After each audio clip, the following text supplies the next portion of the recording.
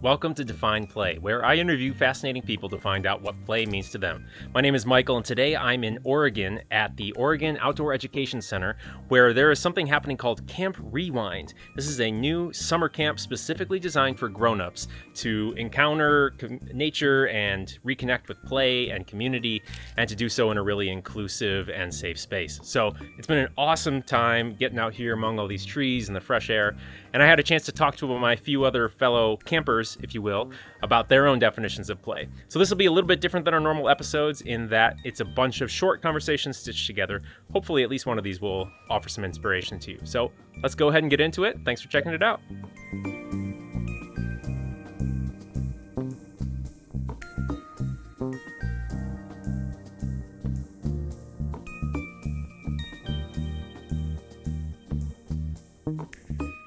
So Renee, tell me a little bit about yourself. Okay, so I live in California. I'm a landscape architect, and I design playgrounds, schools, trails, that kind of thing. Amazing. Yeah, and for a while, part of my job was actually testing playgrounds. So I got to spend 2 days a week just jumping and climbing. And my gosh. I do miss that. So when you're testing a playground, what are you looking for? So you want to make sure nothing is moving because, I weigh significantly more than your average third grader. Sure. And so if I can make it move, then that means a group of third graders can make it move, and that's not safe. Okay. But they have, on their hoodies, they have drawstrings, and so we want to make sure that there's nothing that a drawstring could get caught into, or nothing a head could get caught in. There's like a full list of things you look for. Very cool. Yeah. And are you also influencing the design of the playgrounds at any stage as well? At this point I am, Okay. because I'm a landscape architect. Yeah. And so when I design a playground, it's like where things go, we pick which elements, we work with the playground manufacturer. And, Cool. yeah, it's fun. And are there certain design principles for how landscape and playgrounds come together to be the most effective playground? Definitely, because it also depends on the age group. Okay. So like preschool versus elementary. If you're going to have more teenagers, you add elements where they can just hang out. Yeah, you want things that are upper body, lower body. You want things that stimulate thought and creative. So you have creative play. Yeah. Just all sorts of stuff. Oh, incredible! I have so many more questions, but based on all of that. What does play mean to you? And what are you looking for to say, yes, we have succeeded in facilitating play? Okay. So for me personally, it's when I forget everything else. So I forget the reasons why I can't do whatever. Yeah. Like in the capture the flag last night. Yeah. I was a runner because, you're safe between the two fields. So I didn't have to run because I don't run. That's not... I walk, I sneak, I do stuff. And there was a point where we were all gathered together. We're like, okay, we're all going to go at once and overwhelm them. And I forgot that I don't run. Yeah. So I was running places. And so that, to me, that's like I'm fully in play at that point. You were so immersed that you thought, the limitation that is important to honor, Yes. I'm not even thinking about it because you're just so in the zone. Exactly. Okay, so see this on my arm here? Yes. While playing Capture the Flag last night, Excellent. I did a full dive trying to knock one of the balls off the stations. And, Nice. Yeah, also was not thinking about my limitations that much. In that See, moment. I forgot that was an option. Yeah. I kept running straight out. It's like I could have done all sorts of things. Yeah. Next time. So, next time, definitely. So that's for you personally. Yeah. And then as you think about design for kids and for experiences and landscape, how it all comes together. Yeah. What does play look like in a communal sense? So there's a difference between risk and challenge. And so we want to make sure that whatever we're doing with play is challenging while not being risky. So, because you want kids to hang on things and jump off of things and do things, but we as adults and designers want to make sure that if they hang off something, that they're not going to kill themselves or they're not going to break bones. Yeah.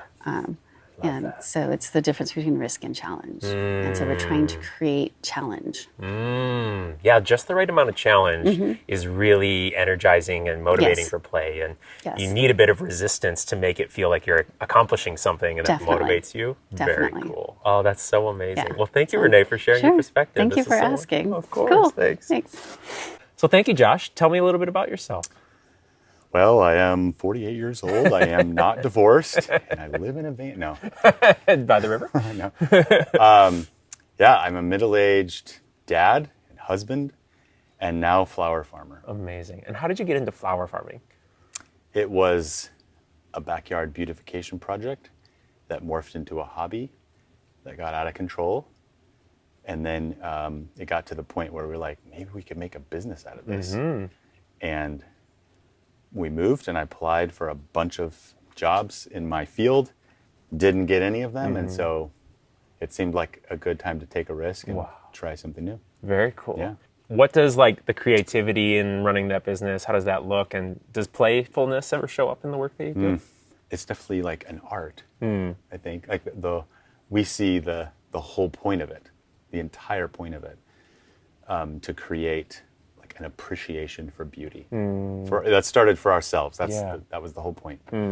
And really, that is the point. Yeah. Like the flowers, whether we bring them inside the house or just stand in the garden and stand in awe, they are just effing gorgeous. Yes, absolutely. I mean, to not only just for your own sake, you're just like, surround yourself. And now we have more than we could possibly do for ourselves. So the idea of, creating a business that helps pay our family's expenses, but then hopefully spreads the beauty. Cool. Yeah. That's awesome. So talking about play, what does play mean to you, Josh? I think for me, it is anytime we drop the pretense and the concern that we typically carry around with us. The things that like hold us back from being fully expressive. And my kids are in their mid-20s now, but like I never had to teach them that. Oh, interesting. Like they came into the world. Yeah. In fact, I met a 3-year-old just an hour ago for the first time. He doesn't know my name. I didn't know his name. I said, my name is Josh. You want to play tag? And his immediate response to a complete stranger was, yes. And then he took off. So good. So I think like we come into the world with the ability to just like drop the concern of what we look like, what we sound like, sometimes even like the risks that might be involved, and just experience joy. And then like I think we learn, or we are taught, how to be more self-conscious to the point of there's concern and there's risk everywhere. Yeah. And then we never drop that. So to me, it's very different than like competition. Yeah. Because there's people that make millions of dollars playing games. Yes. But they're not playing. Yeah. Like, right. It's a job. Yeah, it's totally different. And they're there to like rip your heart out. Right. If they have to. Because their paycheck is on the line. Well, yeah. But also it's like, I don't know if they're having any fun. Like think of like specific athletes who are considered to be the GOATs, who the stories that people tell of like, they didn't have any friends. Like, it's such a demanding thing. Professional sports, a whole different world. But while we're you're fine. While we're here at this summer camp for grown-ups, you've been in charge of making sure that we adults get to play. Yeah. What did you have in mind as you were curating the play experiences that we've done here? The last time I planned recreation, I was in my early mid-20s and did not have a fully formed frontal lobe. And so I didn't think about the risks to young people's bodies. Yeah. And it worked out. Like, people went to the ER, but they recovered. But, now in my late 40s, like I was very conscious of what it's like for adults and some older adults to like play in the outdoors with other people. I saw physical risks everywhere. So I tried to take games that would hold special memories from times gone by and modify them in a way that would be accessible to a broader range of bodies and abilities and willingness to take risks. Cool. So, we played capture the flag, but in a little bit different way. I got a little scuffed up, but it was totally worth it. I mean, people still went all out. But, they could consent to that. Yeah. We played dodgeball, but with tweaks that, made it safer and made it accessible for more people to participate. Very cool. Yeah. So that's a great evolution of facilitating play for others is to increasingly think of accessibility and inclusivity. Yeah. And the more we do that, we actually have more fun. When you're talking about like the high Absolutely. competition environments, yes, that's fun in a different way Sure. for the sake of entertainment and performance. Yeah. But 70,000 people will watch 22 guys yeah, exactly. who are, you know, Yeah, that's fine. That's But- great. But a select few people get to do that. Yeah. But we have way more fun collectively the more accessible and inclusive we make play Absolutely. spaces. So you've done and an amazing job even of to that. create the space for people to be active spectators and cheerleaders, there's even joy to be found in that. Yes, absolutely. And I love that you thought of that because we have this broader sense of community when we can do that, where people can just participate at the level that they feel comfortable with, that matches what their body, and then just there's a spot for everybody. Yeah. Nobody is left behind. Right. So thank you for curating that for all of us here. Of course, my Cool. pleasure. All right. So hi, Erin. Hi. Tell me a little bit about yourself. My name's Erin. I use she, her pronouns. I'm a Quaker. And what does play mean to you, Erin? The biggest part of play for me is the like inhibitions lowering, and specifically like without substances. But being able to embrace things that typically we are self-conscious about, like what other people think or whatever, and just ignoring that and being able to find that like wholesome pleasure, you know, just having fun for the sake of having fun. And that can look a lot of different ways. What does it look like for you in your average day to day? Honestly, laughing, Yeah. you know, and that happens a lot with my spouse, so that's fun. I'm also really big into Disney, so Disney, like going to Disneyland in particular, that's not day to day, but when I'm able to do that, it's really, it brings that out. Yeah, absolutely. Being around children, because they don't have those inhibitions yet. Totally. The beauty and magic of Disney is, Yeah. of course, that it helps us be kids Right. again as Right. well, right? It's Yeah. one of the safest places to be a kid. Right. So I'm also a former Disney cast member, so I'm going to pull out my little okay. Walt Disney story. But like his whole purpose in designing the park was to create a space that adults could come with their children and have fun and be kids again. So it's like the whole purpose. Yeah. What was your experience like working at Disney? It was kind of wild. It was my first job ever, so I didn't really know what working was like anyway. And then it was incredible in the sense that like the way that they train you to treat people is, in my opinion, so like I'm trying to think of the right way to put it besides Christian, because that's a weird label. Right. But like just treating people like they should be treated. Yeah. Everyone has dignity. Everyone's like inherently valuable.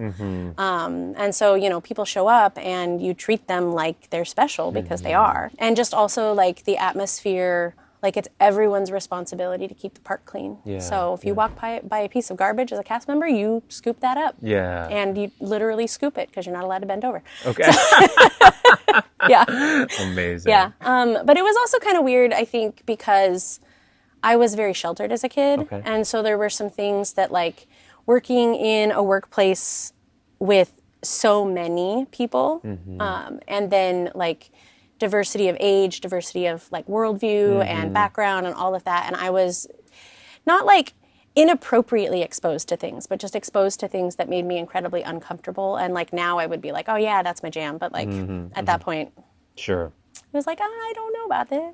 Yeah. And then so trying to make sense of that Yeah. as a kid. Yeah. Yeah. Yeah. I mean, I was 18. Yeah. So like I didn't even know myself. So Oh, okay. Cool. Well, that's amazing. And then is there any forms of play that, you know, you're curious about that you've never explored that you're thinking, oh, I've always wanted to do that? I really would like to get into just more creativity in general, which like that's, I think very close to play, like For arts sure. and For me things like personally, that. Yeah. absolutely. It's a ton of overlap. And I'm a musician, but you know, I follow the script, give me the music, let me read it, you know. Right. But like things like drawing or poetry or whatever, where there's no bounds to it and you just create. Yeah, it's And those inhibitions come down. Yeah, exactly. It has to do with those inhibitions. Cool. Cool. Well, I would encourage you to find ways to let the inhibitions down and make some beautiful art. And like, it can just be whatever it's meant to be. Yeah. So cool. Thank you very much, Aaron, for chatting with me. Yeah. Hi, Eli. Hi. Tell me a little bit about yourself. I use he, him pronouns. I am from the Pacific Northwest. I'm an only child. I like being out in nature and exploring stuff, and also like Disney and Legos. And what does play mean to you, Eli? Play means exploring and having fun with preferably not like a deadline or a like time constraint or like responsibilities. And also a chance to like turn off your brain a little bit. Yeah. And like not think for a little bit. Yeah. Yeah. I love that. Yeah. Okay, you mentioned Legos. What kind of builds are you doing? Honestly, like responsibilities and stuff keep me from building a lot these days. Yeah. In my office that I haven't like set up yet, I'm gonna have like a dedicated like Lego area and a dedicated like Lego desk. Very cool. I just haven't set it up yet. Cool. Totally fine. And what about when you're out in nature? What does play look like for you in the woods? Noticing like some of the small things about nature, like how a tree might be shaped. We saw it yesterday. There was like a tree that was like bending its like branches in a like spiral kind of, and it was really cool. So I guess like noticing some of the little things that you might not always notice. Yeah, kind of getting engrossed in the details, and that's a good way to forget about time for a little bit. Yeah. I know you're a big Disney fan as well. Tell me a little bit about what Disney means to you related to play. There can be like exploring the parks and stuff and hanging out in the parks versus just like Disney at home or whatever. But at least as far as like the parks and stuff go, wandering around with kind of like big eyes kind of and like exploring stuff, or like, oh, there's like that character that I really like over there, like, oh, they're like waving hi to me, oh, cool. And not necessarily like tapping into like adult mode that might be more thinking of like, okay, cool, there's a person in the character, or like riding a ride and being mystified by like whatever's going on versus like noticing like some of the lights or some of the tech aspects. You're looking to be fully like, immersed as much as possible. Yeah. Although the tech part I might still sort of notice because I am a theater tech okay, so that interests you in a person. different way. So like it interests me in a different way. It's just like different from Cool. Yeah, I'm all about the like leaning into the immersion as much as possible, and nature can provide that as well. But yeah, that's fun to have. Like on one hand, you're like, I can lean into the immersion, or I can stop and be like, the tech is pretty cool, and it's cool to see behind the scenes. You can hold both. Both. Yeah. Very cool. I love that. Yeah. Well, awesome. Well, thank you so much for chatting with me, Eli. Yeah, you're welcome. Thanks. Yeah. So tell me a little bit about yourself, Sarah. My practice with play is at improv every week. Oh, fun. Because I really needed a sense of fun and community. And I've also done clowning workshops. Clowning workshops? Yeah. Oh, that's so amazing. I don't think I've ever met a real life clown. That's so cool. Yeah, not professional. Our teacher was. Okay. But the workshops just felt like learning how to be a 3-year-old again. What is it about the acting and the theatrics of it all? What drew that to you? The improv started years ago when I did what's called playback theater. Okay. And you and your fellow actors and actresses are in a group on boxes. Okay. Is how we did it. And then you have someone from the audience come up and they tell a story from their real life. You may give someone an inspiration. Okay. But they come up, they tell a story, and you listen, not to the story necessarily, but to what's important to them. What is the power behind the story? Wow. And then you play that back. So it could be funny, it could be serious, it could make people cry or laugh. It was fun, and I loved the warm-ups and rehearsals. Yeah. So years later, when I needed to laugh and play, I saw they were doing improv classes in Salem, and it's every Monday night. So fun. We go and we play games and we learn how to make things up and tell stories and work with each other. And it's developed a real community out of that. That's so cool. Yeah, I imagine if you got all these people who are coming consistently and you're doing this dynamic work together, of course, you're going to build some connections there. Yeah. So based on all of that, if you had to piece together your own definition of play, how would you define play? I think I would take it from the clowning workshop. Letting yourself be without judgment. Seeing things in a new way. Like, that's not a tree, that's a castle. Almost like the, looking at clouds and saying, that could be anything. Yeah. But to take that into all areas of life. Yep. So you're not trying to come in with preconceived notion. You're trying to let those go and let your imagination take over. Cool. And also not judge yourself. And when you're doing that in community and others are bringing forth their imagination, what is it like for your imagination to intersect with other people's imaginations? So much fun because we may have a prompt like pitchfork. Okay. And someone may take it a completely different direction than you were going to, but it turns into this something wonderful and fun. And the two of you together getting to create something. There was one recently where it was based off the inspiration. They decided that one of them was going up to give sacrificial virgins to the volcano. Okay. But Mount Vesuvius was obviously erupting, and they were being interrogated of, what did you do? Why isn't this working? That's and awesome. it turns out they weren't virgins by the time they got up the mountain. Oh my and though gosh. we try to keep it PG-13, we were all adults that night, and we were just dying laughing so in the fun. audience watching this. Just the way that the chaos can just build Yeah. in a really creative way. But yeah, Very it's fun. all fun, and we learn how to pretend with objects and to play and really soak in the moment and not just try to gloss something over, but play with it and have fun and experiment. So fun. Yeah. Cool. Awesome. Well, thank you so much, Sarah. You're I love welcome. this. Thank you. Hi, Jill. Hello. Tell me a little bit about yourself. Well, I am a trans femme Quaker who is a bit of a mystic and really relearning a lot of what I thought I knew. I think of myself as a mystic too. What does that mean for you?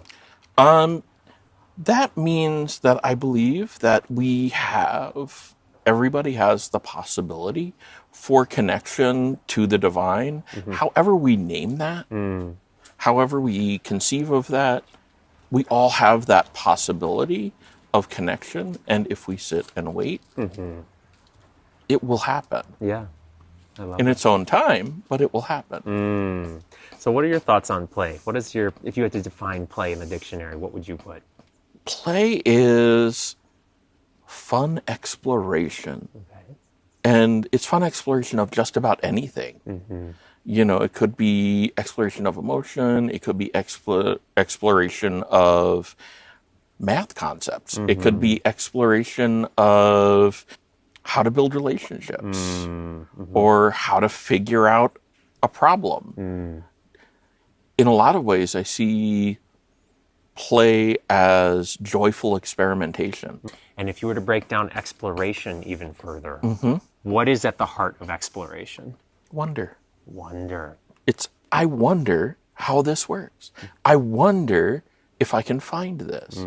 I wonder, that to me is the question that underlies, that statement that underlies all play, is wonder. I wonder. And wonder, that's, to me, at the heart of mysticism as Yeah, well. exactly. So it all comes full circle for you. And what are the favorite ways in your life where play shows up for you, or personally or with your family? I really enjoy playing board games with my kiddos, with friends, with family. We do a lot of tabletop role playing, like Dungeons and Dragons, and some of the many other variations of that. That is actually playing with a bunch of different things, including morality. Yeah. Oh, true. Hadn't thought about that. And sometimes while role playing, you can live into possibilities that you would not normally live into Exactly. as your normal day-to-day self. Cool. Yeah. And I know I don't want to put you on the spot, but I know you have written some poetry Yes. about play. Would you be open to sharing any? Yeah. I've written 2 poems very specifically about play. This first one is called Play is a Need. And it says, I relearned a lesson we are encouraged to forget, that American culture often shames us about. I have heard the words, why are you wasting time? I need to play, to recreate, to restore, and to learn.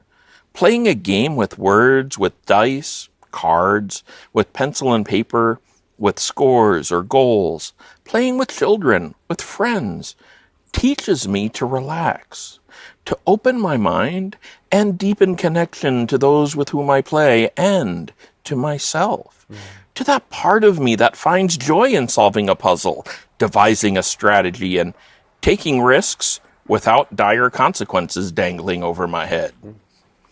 Play with my children is more than a teaching tool. It is a relationship tool, allowing laughter and disappointment, safe spaces to coexist and find expression.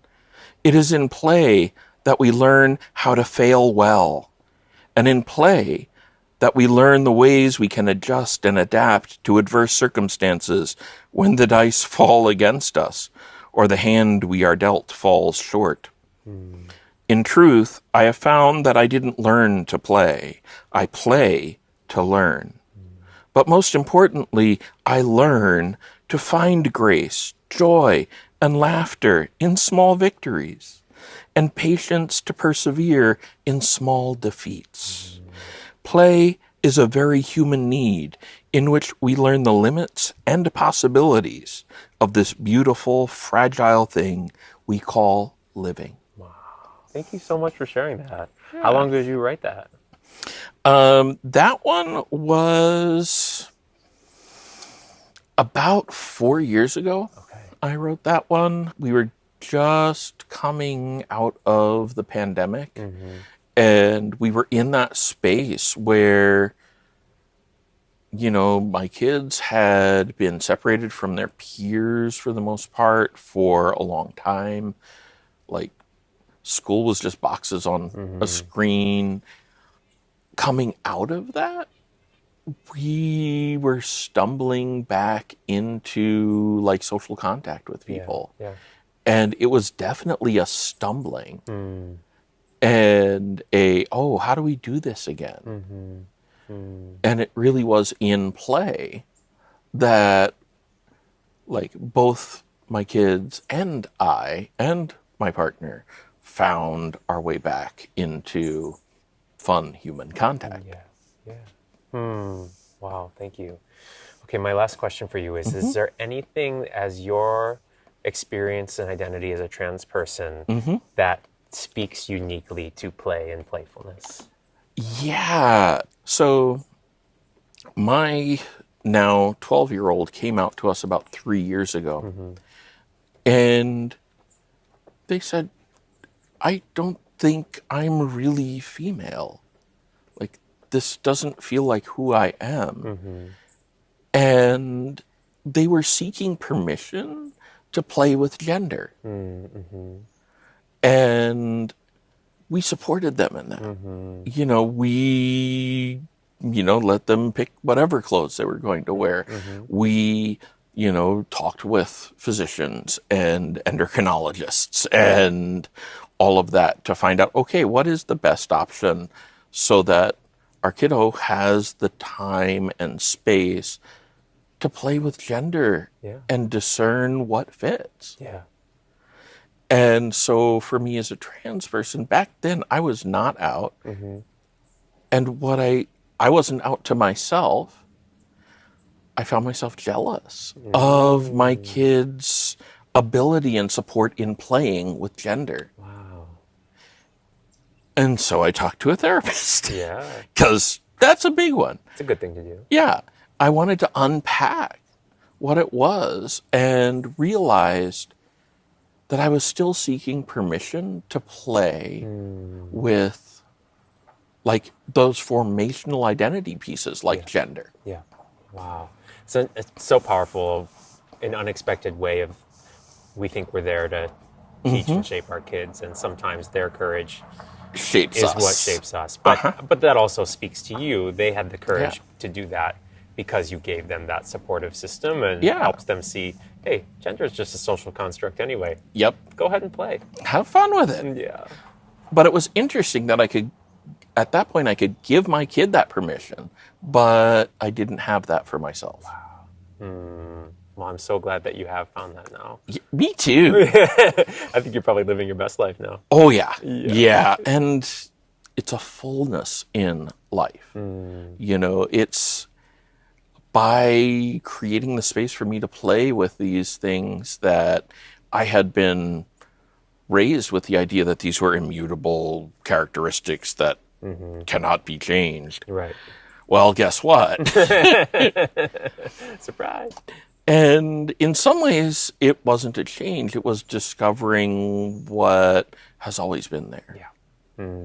But had been suppressed because I didn't have a language for it. And to bring that all back to the idea of exploration. Exactly. To bask in wonder and to Right. find yourself, wow, in seeking, I found my way back to myself. Exactly. Oh, that's amazing. And I actually said something very similar to that in the coming out video I sent to my family of origin. Just, you know, I'm inviting you into a joy and a wonder that you may not understand. Sometimes it's better when you don't understand it. I love Yep. it. That's so good. Thank you so much, Jill, for sharing. Yes. Good talking. Good stuff.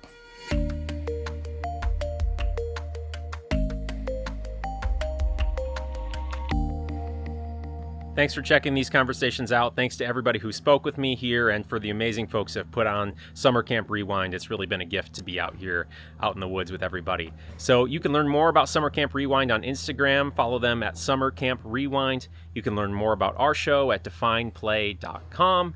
And send this to a friend who you think might enjoy it. Thanks so much for checking it out. My name is Michael. We'll catch you next time. Thank you. Bye-bye.